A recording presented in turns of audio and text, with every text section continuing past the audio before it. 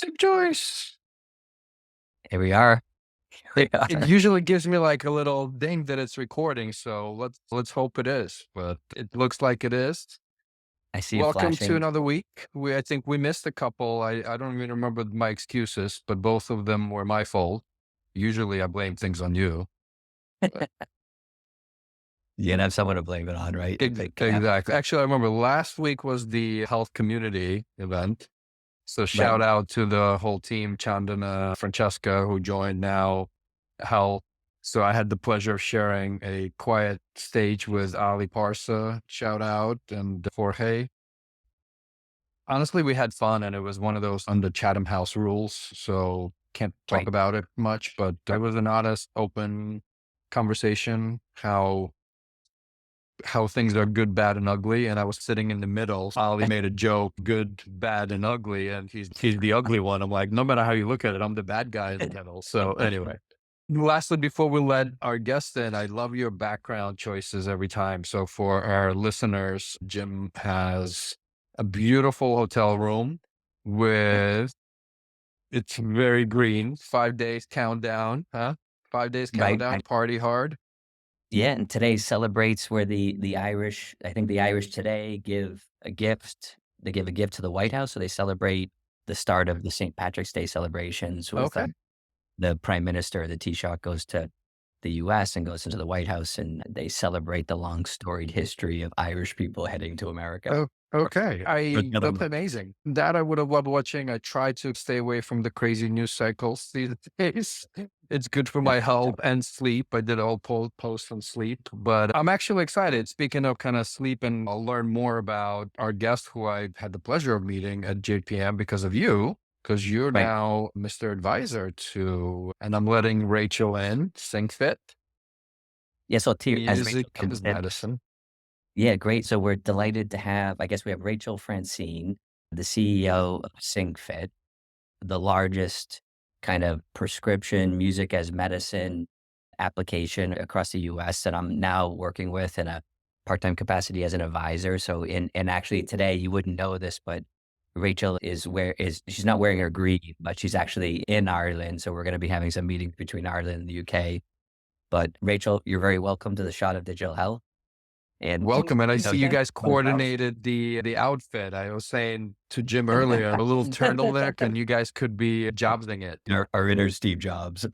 Exactly. Welcome, as Jim said. We had the pleasure meeting at JP Morgan, lightning fast, at a couple of events, actually. We just kept, I think, following each other somehow. But to our Yep. millions of listeners, viewers, tell us your story, who Rachel is. Who's Wow, Rachel? okay. Who's That's Rachel? who's Rachel? That's a good question. I spent 25 years working in tech. My joke is that I've been in tech so long, the platform debate was VHS versus beta when I started.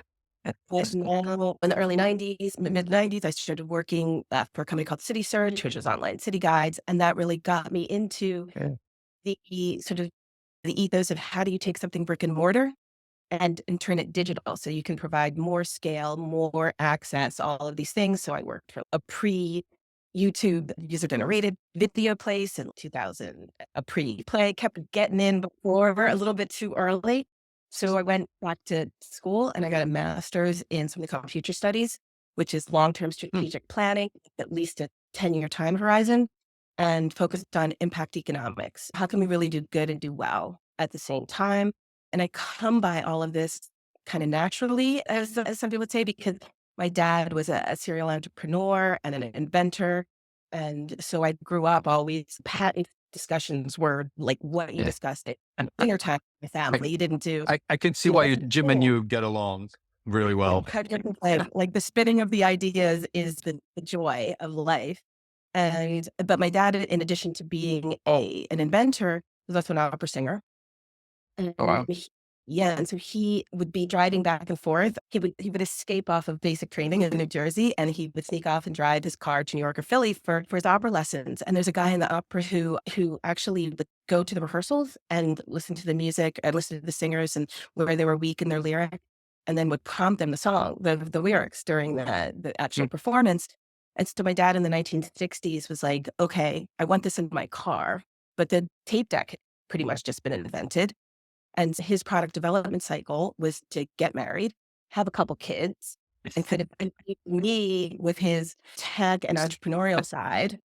And while I can play a tune, my brother definitely got his musical side. And so we always grew up working in his businesses and doing different things. We had a beanbag factory when I was a kid, like all kinds of, as my brother would say, gas going on. And then as my brother, We have to pause here, Rachel. Yeah, I was know, going to say, I know like, you're there's so mid-flow, much but to you just, unwind. you're dropping bombs left and right here. Oh, We gotta sorry, go. go ahead. Like, so we have to stop you for a second here, and I'll let Eugene kick up. So first of all, I heard New Jersey, and I grew up in New York, and then New Jersey. So where were you born? Where was your childhood? And before the long-term strategic studies. So rewind us back. right into the background. So we grew up in Philly in a neighborhood called Germantown, which is an amazing place to grow up. It was Germantown. very, yeah, it's very kind of Yeah. hippie, integrated, and just a really great creative place, poets living around the corner, all that kind of stuff. And yeah, and grew up there, and then went to school there, to high school, and then went off to my first year of school was in theater school, actually in Chicago. And then I realized I hated acting. But what I loved was figuring out how to make something out of nothing. And that's really what theater teaches you in a way. And I bemoaned the time I wasted on it for a while until I got out in the working world. And I was like, oh, something out of Did you like- nothing is did you like the actually a thing. I applause? should have done it. Go. Yeah. Did you like the applause from the acting? That's the funny thing is I didn't. That was the Huh. problem is that I love the creating of the play, but I didn't actually like performing it. So the Okay. applause didn't do much for me. It was the creative process behind it. And that's why I think my movement teacher, my first year of theater school, came to me and said, Rachel, do you like acting? I was like, no, Right. I really don't. I've just been doing it for so long. That's what I Right. think. J- It really is. Jim and I love the applause. That's why we do this. It's like we walked into a conference like, "Hey, you're on the shot. Applaud now."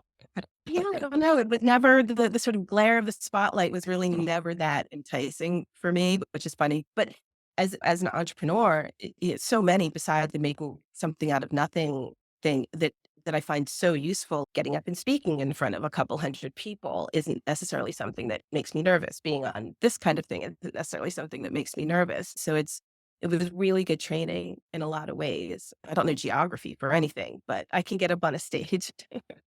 Yeah, but these days you can just look that up, and the names of the gulfs keep changing anyway, so it doesn't matter. So Germantown, Philly, theater, and you went to theater. Okay, then where are we now? So And then what? I actually left.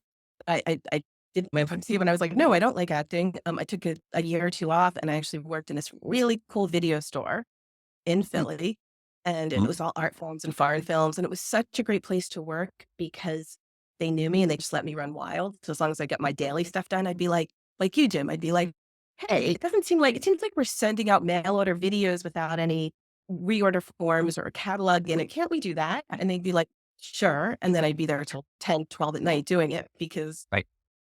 doing that kind of stuff is what makes my. And I think video, it's funny you bring up video stores because you hear so many stories of great like inventors and artists. And I'm thinking of Quentin Tarantino, didn't he like work in Yeah. a store? And that was a whole infrastructure that we grew up with, right?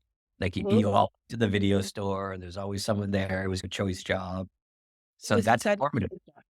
Yeah, and we Now had to take a movie test. Like we used to take a movie test to work there. It was a serious place, and I thought I'd had Oh, the best job in the world. People would come in and be like, "What movie should I watch?" And you're asking me, "Okay, let's go." And that was fantastic. And then I went to SUNY Purchase, State University of New York at Purchase, and I ran a radio station there. So that was another. Really didn't go to class. Just worked at the radio station, ran that. But it was an amazing lesson in leadership at a pretty young Yeah. age, and so Okay. that was great. And then I left school, and yeah. By the way, sorry, you got me curious, and my good friend ChatGPT. It makes sense that so many people work. Like I just looked it up at the peak of like early 2000s.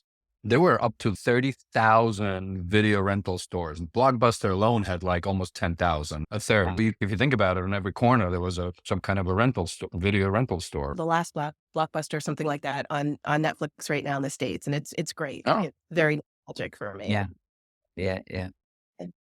Iconic. Okay. Okay. Sorry to interrupt on it, but Just Yeah. So after that, I went back to school. I got a degree in literature from the State University of New York at Purchase, but really it was all about the radio When station. you say State Oh, University of Purchase, New York. yeah. So I think it's called Purchase College now. Back then it was Okay. longer. And then got out of school, came back to Philly, worked for that video store for a little bit more, but eventually then moved to Nashville, where my brother had moved because he was now pursuing a music career in addition to his music therapy. This is And Andy. this is Andy. Yeah. So my brother, who we'll get back to, is a musician and a music therapist. And so he had moved to Nashville at the time. We were still writing songs together. He's progressed past me at this point. We're still writing music together. And so I moved out to Nashville. And that's where I got the job at City Search, my first internet job. And it, again, like I thought I had found the most magical job in the entire world because this was 1996. People didn't even really know what the internet was. I was a writer writing about Nashville at that point, and I was over the moon. And again, come in at 6 and leave at midnight. And everybody thought I was completely and utterly nuts. But to me, the sort of building of something new is always just incredibly You, exciting. you remember City Search, Eugene? I actually do. Yeah. I do remember, and it's funny because Rachel earlier was saying she was at the Facebook off and City Guide off. I had a stint at 6degrees.com, which was like the 6 degrees of separation, which was like Oh. also predecessor to Facebook, for lack of a better term. They were earlier on, but it was like the same exact concept. It's crazy how many things that were spun up, but then just didn't work out. Right. It didn't work out. I often think about because I was doing I was doing an online chat about something at a podcast like this, and it was about intersectionality. Hey, there's nothing like Right. this podcast, Right. Rachel. There's nothing like.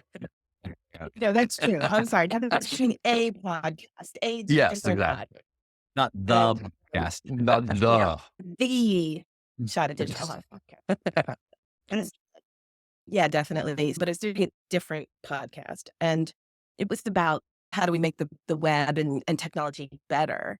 And one of the things that I sat on it that got the most comments in the second it was live was that it was like people forget that Facebook was started as a who's hot, who's not website.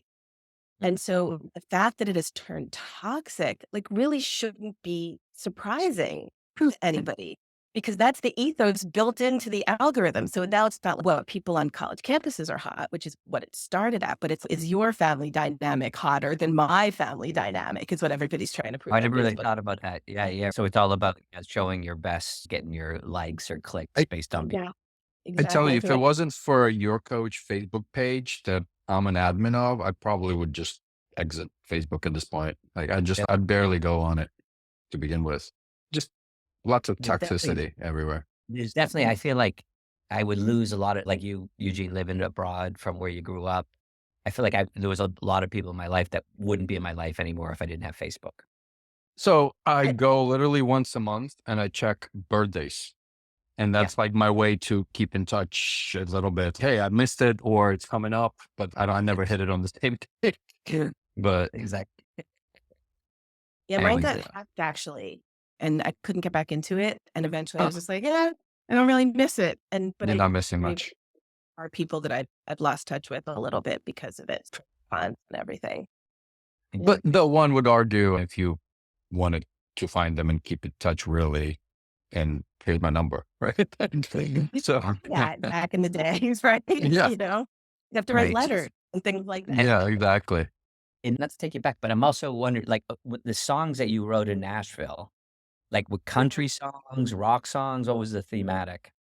It was really everything. Andy's not really a country musician, but at the time in the 90s, it's like where the singer-songwriters went, not just the Okay. country people, because there's a real songwriting ethos in Nashville as opposed to like LA and New York. It's where you go to really learn to write songs. And so we were writing all kinds of things. And I think one of the songs that we did together is in a Rachel Hunter, she's like a model from like the 80s, is like in some Totally remember her. different kinds of things that happen from it. But again, like a really great place to learn and understand an industry.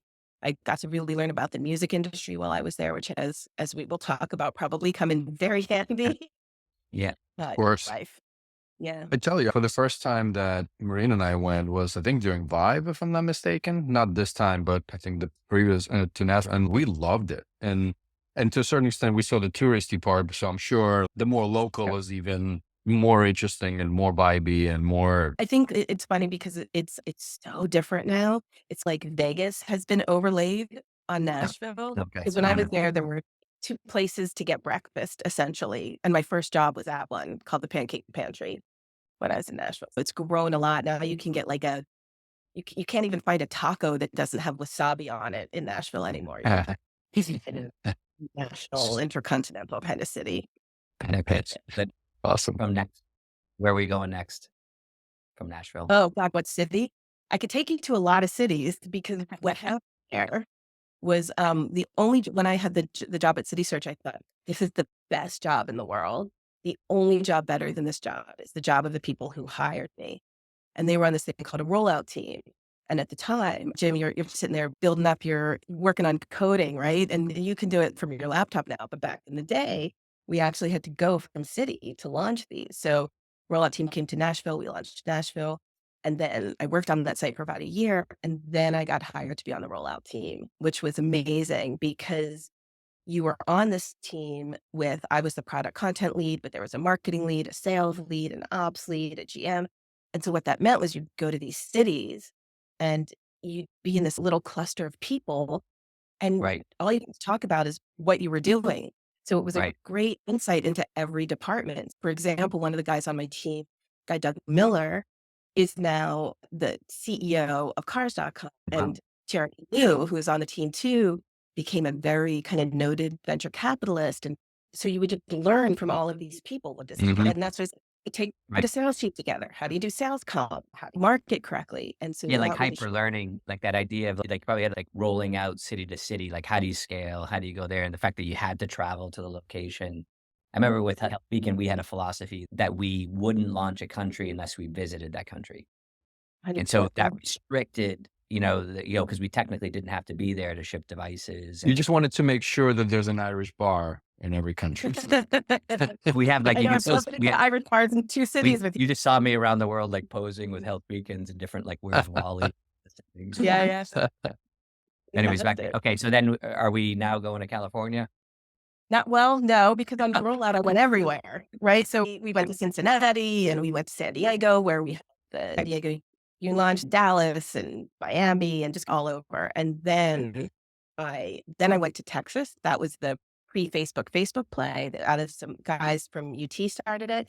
And then from there, I went to LA for the YouTube play. And then I was burned. I went from associate editor to VP inside of 5 years because back then, if you knew anything, if you could do anything on the internet, if you had any kind of success history, you super hot property in the late 90s. So I got this really cool job in LA. But after I did that job, I was pretty burned out. So I went traveling for a while and in Mexico and Australia and just wandered around, found the idea for studies, and then came back and went to school in Houston. And so the last stop before this part of my life. Got it. So let's get to this part.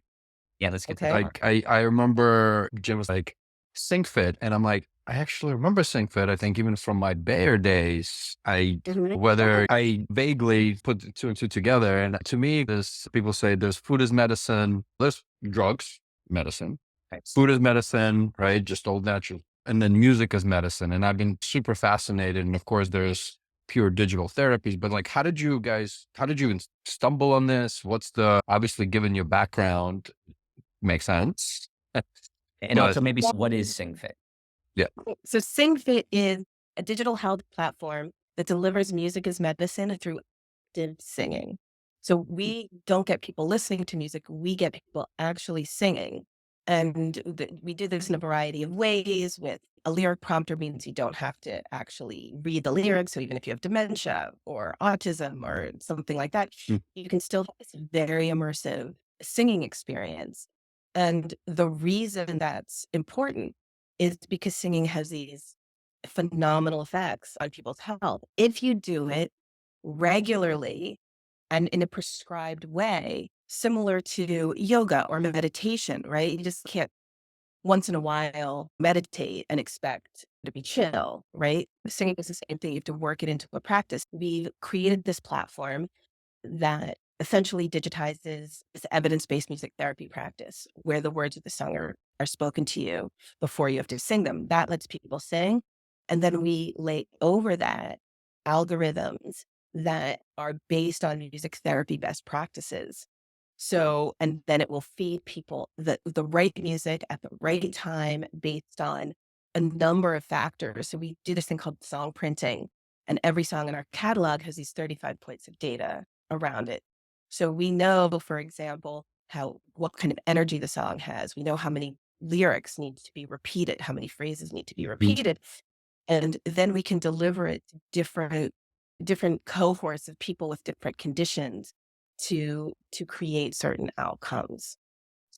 Before we get into kind of the product and the scaling, what is a music or who is a music therapist? Like, what's the background and like what? And I'm assuming you're digitizing to a certain extent some of the work that music therapists do or helping them with it. Yeah. What is a music therapist? Sure. So a music therapist, to become a music therapist, you need to go to a 4-year school. You can do it undergrad or you can do grad school. And so you're essentially studying music and music theory. You're studying kind of some of the same things that you would go to school if you were going to school for to be a therapist that you would study, right? So like human interaction and different kinds of conditions. And then you're also studying the music therapy best practices and what you do there. And then once you complete those 4 years, you need to go to a 6-month internship as well to complete. And so that's for undergrad. It might be a little difficult for graduate school. And yes, but the challenge with music therapists is that there's only in the States, there's only 10,000 of them total. And there's like 120,000 occupational therapists. So this is where the distribution problem comes. There's only 1,000 in the UK music therapists. And if you want to, we can go in the reasons why the profession hasn't grown, but I don't think we have to, but it just hasn't. And so what we're trying to do is take those best practices and scale them out, at least one of them, because we're in no way trying to replace music therapists, because music therapists use a variety of tools to work with different populations. So they might use drumming for a kid on the autism spectrum, or they might use songwriting for somebody who is going through depression or maybe even an eating disorder or something like that to let them express themselves. So music therapists have a lot of tools.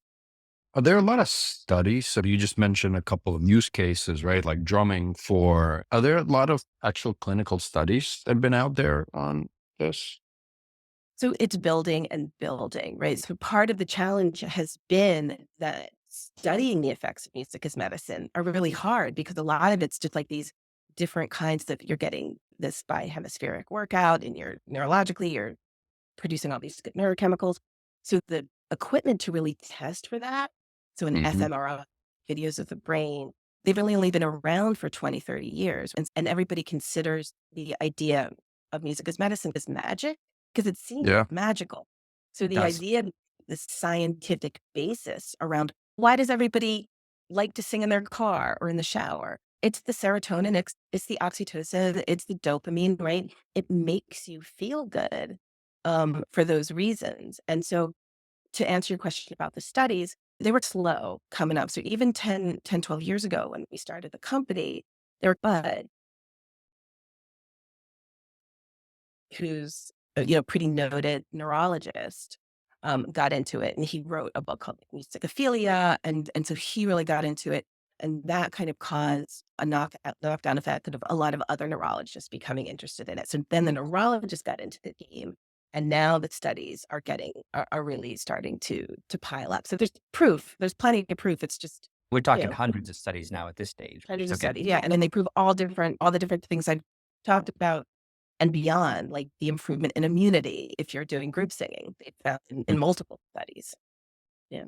And I can only imagine even like mental health related stuff as well, right? It's almost like common sense. You're humming along and you're feeling better. And then, yes, you need to do a clinical check, but it's Right. music is it's just, it's in our nature as humans. It, Even it's if funny. your voice sucks, Exactly. Rachel and I went to an event last night with some musicians, a jazz night, and there was a fellow, Tom Millett, who appreciate the call out, and he was talking. He plays the bass, so he's an accomplished jazz musician, and he's also has a job other than that. And he says, "I never don't feel fantastic when I'm playing the bass." And he just like that Yeah. it's so intuitive that it's healing you, right? It's doing something. Yeah. And that is really part of people say, how are you different than me listening to Spotify, or how are you different this? And part of it is this difference between active music making and passive music Mhm. listening. And there are benefits to passive music listening. It's just narrower and harder to systematize, because you really have to get into what music is going to hit that person emotionally in the right way at the right time in order to have those neurological biochemical effects. So you guys like a highly personalized karaoke, except you don't have to read the words ish. I don't know. Exactly. We sometimes bristle a little at the karaoke, because it I does, hear it. that's the, because and a couple of the differences, yes, are, one is you don't have to read the words, so it's easier, but it's also the overlay of the music therapy algorithms, right? Because it just took, you have to know, so this is me quoting my brother, and it's the why in what you're doing. Why are you doing what you're doing? Why are you getting them to sing the songs that they are, in what order, and all of these things? Because there's lots of principles in music therapy that we incorporate into our algorithms to get very specific outcomes. So if we know somebody's agitated, which is a big Right. problem with dementia, we have an algorithm for that, right? If we Right. want to have somebody's energy, we have an algorithm for that. Want to help with Right. speech, algorithm. So Like, it's you have a different. study. You have some work you're doing in the UK with youth, right? What tell us about that. You Oh, know, so not quite youth, but yeah, we did this. So I don't know. It depends on how young you think 20s is at this point, right? Is that you? you know, So essentially, we've really focused so far on older adults, right? And so we've been in the dementia and mental health space, but we launched in the UK last year, and we're working with a great organization called Beam Health, and they're helping us to commercialize over here.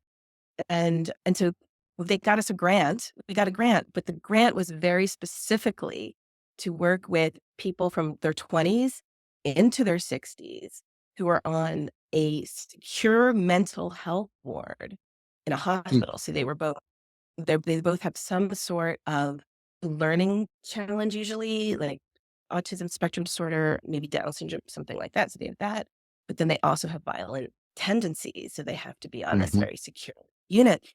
And they were like, okay, go. She was like, we want singing for that. We want singing for that. Mm. It's a very different cohort, because you're talking about a different culture, right? Different musical Yeah. tastes. You're talking about different Right. ages than we normally do, different things. And so we were like, sure, we'll give it a shot, because really singing is great for everything. And one of my favorite things about this was that when we went in, the people who were doing the grant, they wanted us we have a group process that we do. So we have a facilitator who leads people in a group session. We have a one-to-one protocol where it's one person with another one. So as I said, we're mostly working with dementia, so there still has to be Yeah. somebody. And so we're like, group, okay, we'll do it. It's harder for us to put that together for really quickly, but we'll do it. But then when we got onto the board, the people there were like, oh no, no groups. The ladies, which is what they call them, there's 7 women living in this board. They're like, the ladies will fight, right? So we were like, great, let's go back to one-on-one. That's actually it's a bit simpler for us. So we put together a test day at this ward. Right. And they did one interaction went great, everything was awesome. And then they were doing the second one. And both of the women independently started with a Bob Marley song, which I thought was really Mm. interesting. Anyway, then the second woman starts singing. She does the first Bob Marley song, then she starts singing Hero by Mariah Carey, I think. And there was another woman in the room who Go hadn't ahead, witnessed sing it, Eugene. what? No, you Eugene, definitely don't what? want me to hear sing, but my curiosity, like, how is it the choice of the individual? Because you said like you guys prompt the songs, like Yeah. whatever comes to mind, or what's the Yeah. process, the quote unquote onboarding process of me Yeah. as the patient or consumer of Yeah. this? So in a non-test scenario, so this is a little different because it was a test Yeah, scenario, but understood. in Yeah. a test scenario, essentially in the one-on-one process, what happens is we ask about underlying condition, right? So the intake is underlying Hmm. condition. So let's think dementia in this case, right? A little bit about the person. So all we really know is their first name, and the year they were born, and potentially if somebody knows this, their favorite artists or their favorite genres. However, especially for older adults, we don't have to know their musical taste because you use another music therapy principle called the reminiscence bump. And this principle basically says that the years between about 13 and 30 are the years where your musical imprint is created in your brain. Mm. And so and there's lots of philosophies on why, but these are then the songs that you listen to between those years are the ones that stick with you for the rest of your life. So whatever you were listening to between that time, that's what you're going to be singing when you're 90 in New this. Jersey, 1985, Eugene. What's going on for you? No, that was still that I was trying to remember. I was still in Sure. Odessa. That's not in New York. It was New Oh, Jersey. It wow. was 91. So I'm gonna start singing some Ukrainian/Russian songs. Okay, so we talked about that. I'm of Ukrainian and Russian descent, actually. No, we didn't talk about it. yeah, Yeah, yeah. we're Amazing. probably related in Yeah. some Probably everybody's Yeah. related, right? Like from But then- Florida. Yeah. So, So- and I try to bring Yeah. to the conclusion, but I have another question. Go Yeah. ahead. Go ahead. Oh, so I'm just gonna so the wrap up is to answer Eugene's first question about the onboarding. So we know these things about somebody, right? So this is what's in their profile. And then we ask every time the app is opened after that, they ask, what's the problem or what's the challenge today? Because Right. with something like dementia, especially, yes, the memory is a problem, right? The memory loss is a problem, but the agitation might be more of a problem, right? That's what's going to cause Right. hospital visits. That's what's going to cause family dysfunction. That's what's going to cause all of these things. So what the algorithm says is, and this is simplifying it hugely because there's 25 ways. Understood, yeah. Yeah. But essentially, like the top level of it is, if you're talking about agitation, then what the ISO principle, which is a music therapy principle that says you want to match somebody's mood when you're starting out. So somebody's agitated, don't play them a ballad. Play them Bon Jovi if Bon Jovi is one of their favorite songs, right? Get them Bon Jovi and then step it down. Step down the energy level of the song, but making sure that, especially with dementia, that it's one of their favorites. It's from their sticky years, and the app does that too, right? It collects what their favorites is, so it can feed it back up. So Do you meet them where they're Exactly. at, and then you bring them down. What a beautiful. Yeah, and where I was heading with is to like just know myself, and I know it's more listening. I start humming along, singing versus listening. But even that, it just completely depends on my mood, right? Like people say, what kind of music do you listen to? I'm like, everything. It just depends on the time of the day, the mood I'm in, Yeah. binaural beats sometimes just to chill, like whatever. Yeah. Yeah. Yeah. Yeah. Fascinating. Well, exactly. Can I ask a question, Rachel? So like, how common is it? I know I probably should know the answer to this, but like, how common is it, like just listening to Eugene or me react to this as we get closer to SingFit and what you're trying to do? So, we know we've got music therapy and we know we have a limited group of music therapists that could properly deliver it the way you're talking about it. So it's not just the quick, but it's no, we're going to bring you through something and we're going to try to deal with your condition, right? How common is it in the States, in the US, that I would end up in a music therapy referral path? Very uncommon. And the majority of music therapists are either working with kids or seniors, right? Those are the two main things. So, Okay. but for example, if you're an uncommon person, right? So if you happen, the most sort of famous story about music therapy and really the process that we use is with Gabriella Giffords. She's a congresswoman who was shot, left hemisphere brain trauma, usually wipes out your ability to speak. But even when people can't speak, they can still sing because singing takes place in multiple parts of the brain. So what happens if to answer your question, if you are Gabriella Giffords, then you do get a music therapist on your rehab team. She does Right. pretty much the same process that we're doing with the prompting. And with speech, what happens then is brain plasticity takes over. You get somebody singing, and brain plasticity happens, actually reroutes where speech takes place in the brain. So Right. this process is what Gabriella Giffords credits her speech recovery to. Amazing. But it's a very limited number of people who are going to get that kind of service. Before, because we interrupted on the word, I'm still curious to finish Yeah, there a right. little bit, right? Okay. So just go. I'll bring you back there again. Back to the word. So yeah, back to the word. And Jim just wanted me to sing, but that ain't Yeah, happening yeah. today. I was going to bring a little. Anyway. So what happened on the ward was that when the second woman started, She started to sing. She sang her first Bob Marley song. She sang the Mariah Carey song, and she was singing this Mariah Carey song. Another woman in the room was sitting there wearing headphones, took off the headphones, started singing with this woman, and then the whole staff joined in as well. So they had this group of 5 to 10 people doing a spontaneous group in a place where they had told us groups can't happen. There's fights, right? There's Right. contention.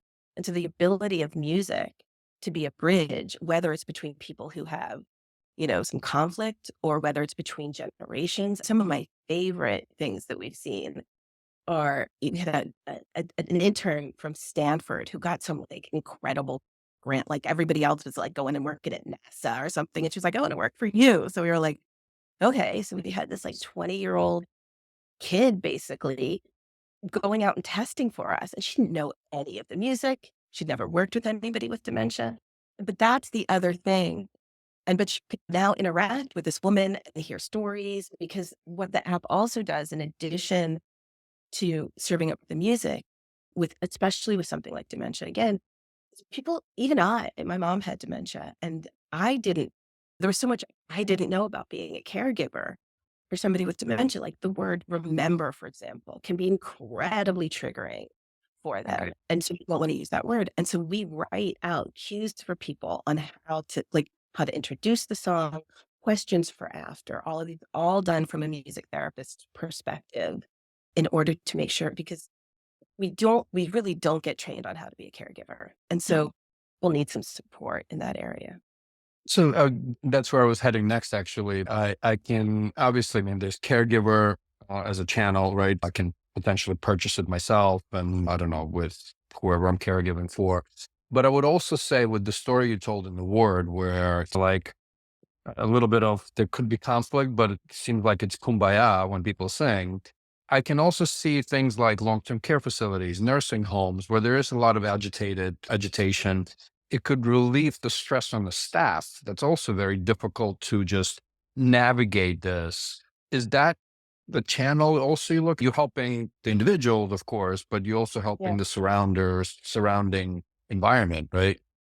100%. And it's a huge part of it. And our Right. main clients in the US right now are senior living facilities or care homes here in the UK, as well as they're called ISNPs, which are insurance programs for people in skilled nursing. So we're in about 350 skilled nursing communities, about 500 long-term care communities.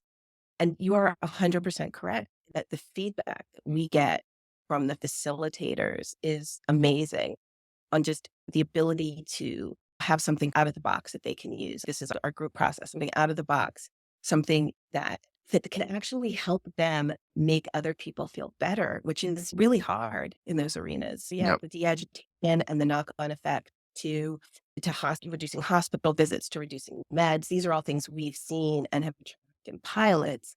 Not so much the hospital visits, but the meds definitely, of being able to reduce in a small pilot by 40% the amount of as needed PRN medications of anti-anxiety and antipsychotics. So we see that all the time, and that's backed up in the published literature as well.